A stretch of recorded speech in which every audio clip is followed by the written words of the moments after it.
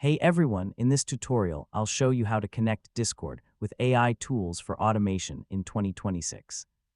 So if you want smart replies, auto-moderation, and fully automated workflows, yeah, this beginner guide will help you step by step.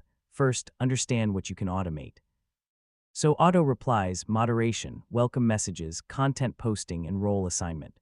Next, choose an AI tool.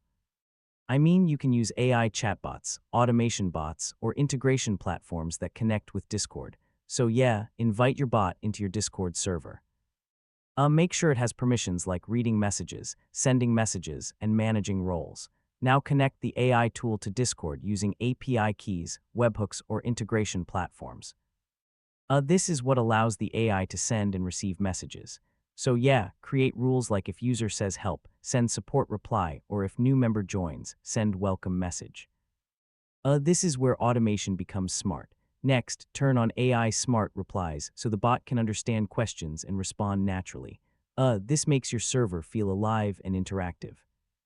Now test everything. So send messages, join as a new user, and check if the AI responds correctly. Finally, improve your system over time.